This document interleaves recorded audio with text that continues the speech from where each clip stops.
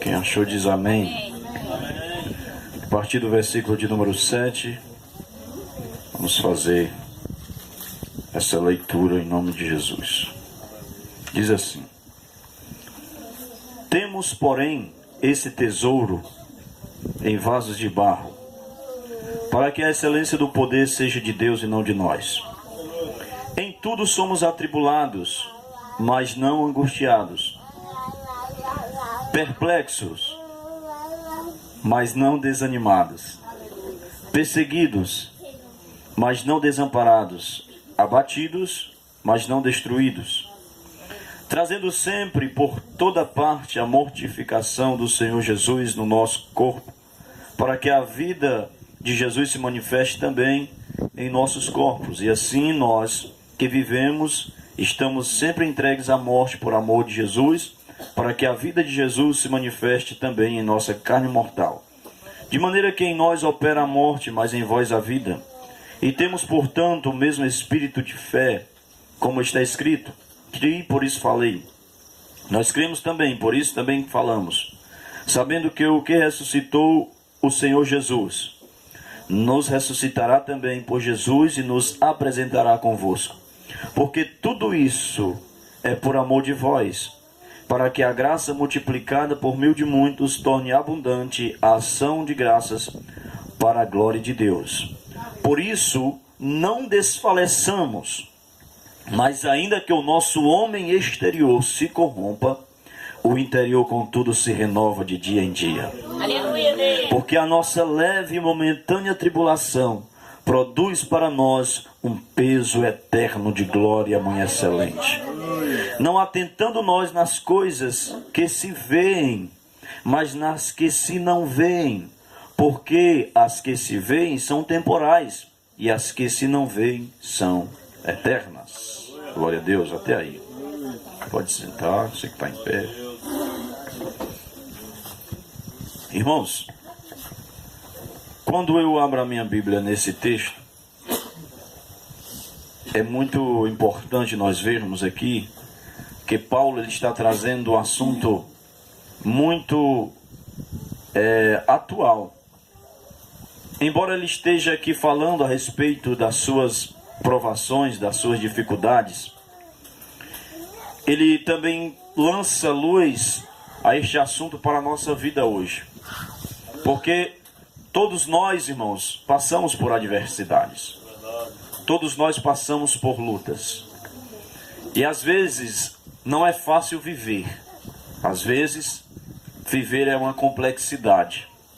Porque muitas vezes nós entramos em algumas crises existenciais, algumas dúvidas na nossa mente, algumas guerras na mente, alguns conflitos na nossa alma e no nosso espírito. E isso cada vez quando a gente não tem uma estrutura firmada em Deus, nós podemos muitas vezes ruir, podemos muitas vezes cair prostrado em terra. Mas uma coisa eu sei, que Jesus ele nunca disse que seria fácil. Jesus nunca disse que a gente ia viver um mar de rosas, principalmente a vida cristã. A vida cristã é uma vida de batalhas, é uma vida de guerra, mas também é uma vida de vitórias. Jesus olha certa vez para o seu discípulo e diz assim: olha, eu vos dou a minha paz, mas eu digo isso para que vocês tenham paz em mim. Mas no mundo vocês vão ter aflições.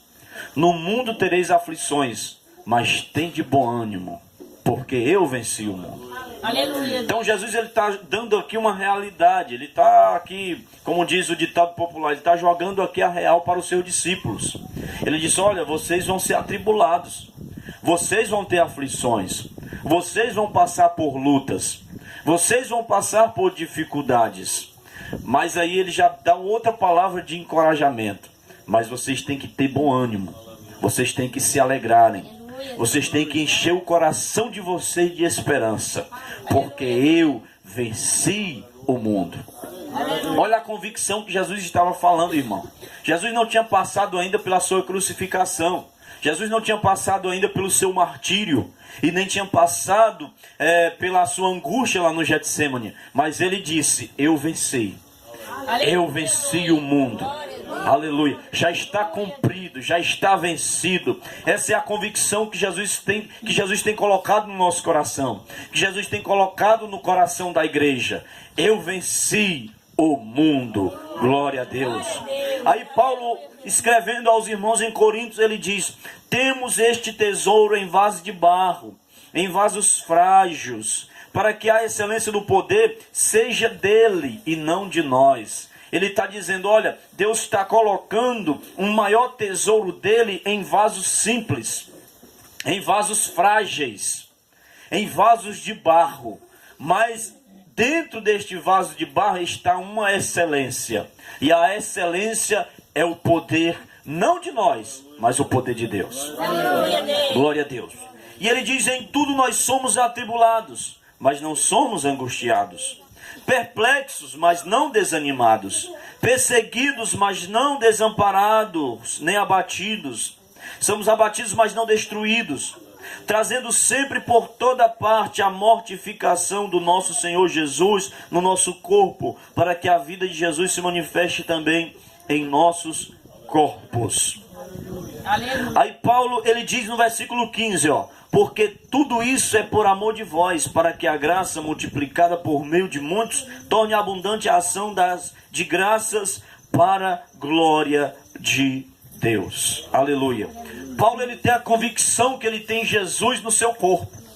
Ele tem a mortificação de Jesus no seu corpo. Ele tem a convicção que ele não está sozinho. Ele tem a convicção da vitória em Cristo Jesus.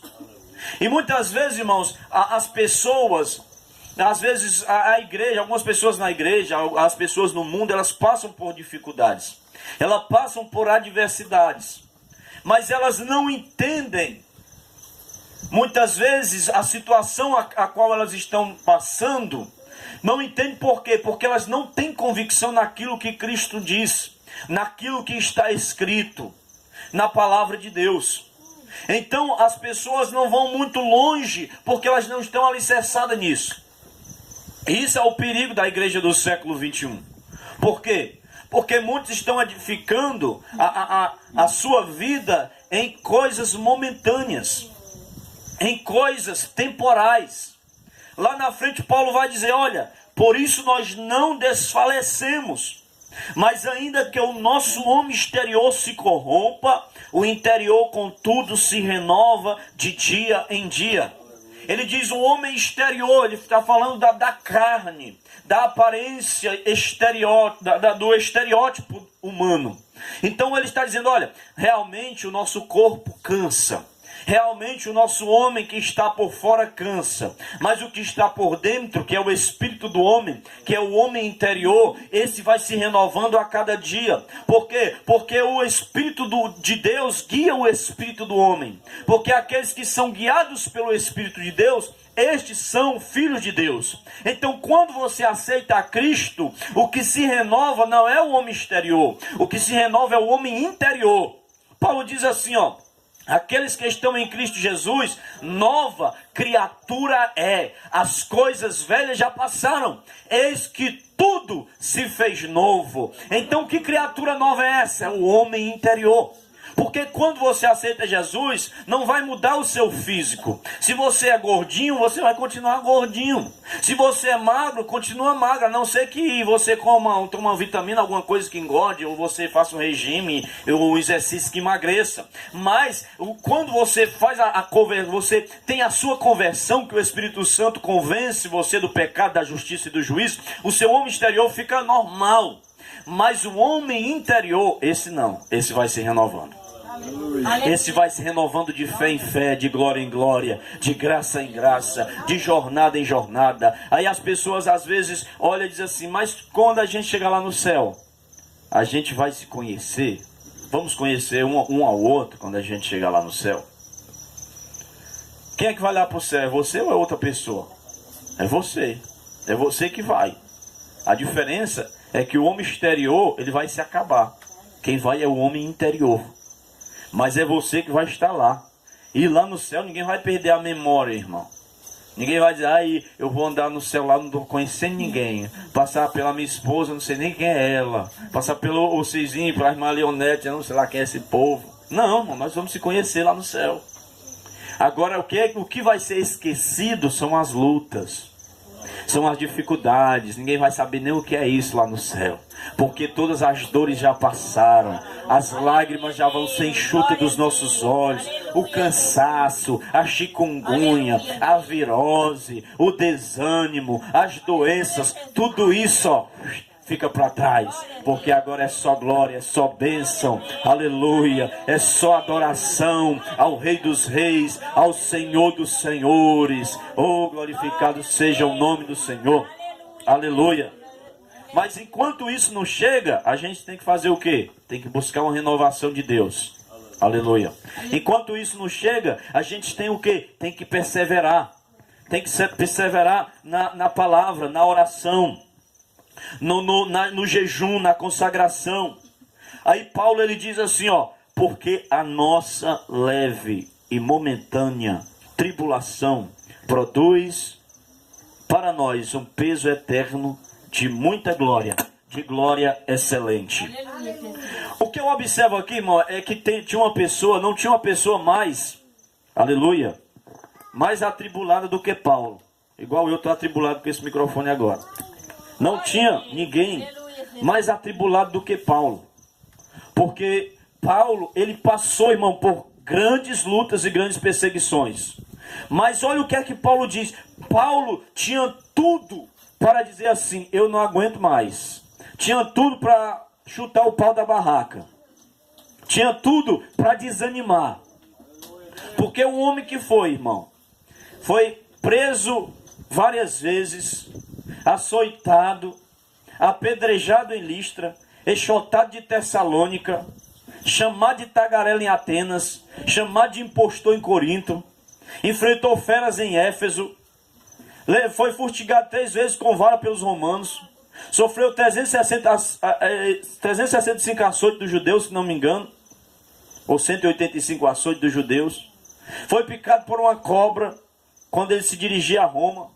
Chegou lá em Roma, foi preso, mas ele estava dizendo aqui que era apenas uma leve e momentânea tribulação. Olha, a nossa leve e momentânea tribulação, isso aí vai resultar, sabe em quê? Em um peso eterno, um peso excessivo de glória, muito excelente na eternidade. Aleluia.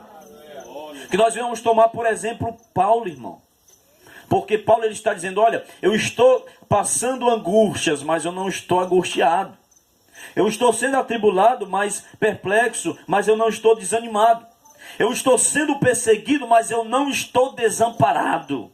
Eu estou sendo abatido, mas eu não estou destruído. Porque ele diz assim, eu sei em quem eu tenho crido. Aí lá na frente ele fala assim, ó, que todas as coisas cooperam para o bem daqueles que amam a Deus. Aleluia. Todas as coisas cooperam para o bem daqueles que amam ao Senhor e são chamados segundo o seu propósito. Aleluia. Aleluia. E que nós vamos tomar o exemplo de Paulo e saber o seguinte, que muitas vezes nós supervalorizamos demais o problema. Eu já falei isso aqui, eu vou repetir. A gente supervaloriza demais, irmão, o problema. A gente está com a tribulação, com alguma coisa, a gente já está morrendo. Já está entregando os pontos, já está, meu Deus, aí começa a ficar desanimado, acabrunhado, desconfiado, velho, amufinado, supervalorizando o problema. E Paulo, irmão, dizia assim, olha, isso aqui é só apenas um momentâneo, isso é uma leve tribulação, aleluia, glória a Deus. E eu queria aqui, irmãos, juntamente com os irmãos, estudarmos um pouco a palavra de Deus, e elucidarmos aqui alguns textos falar sobre as 7 vantagens da adversidade. Não propriamente no texto, mas em meio à Bíblia, eu vou aqui, durante alguns textos espalhados na Bíblia, nós vamos aqui meditar um pouco. 7 vantagens da adversidade. A luta, ela tem vantagens, irmãos. A adversidade, ela tem vantagens. E a gente tem que saber tirar proveito dessas lutas. A gente tem que, como cristãos, levar uma vida cristã. A gente tem que levar uma vida cristã sábia, uma vida cristã prudente. E através dessas dificuldades vai trazer e resultar experiências para nós. Porque tudo o que é bom, irmão, é odiado por tudo que é mal. Tudo o que é bom, olha para o seu irmão e diga assim, ó, tudo o que é bom é odiado por tudo que é mal. E as guerras, elas sempre cercam o nascimento de um milagre.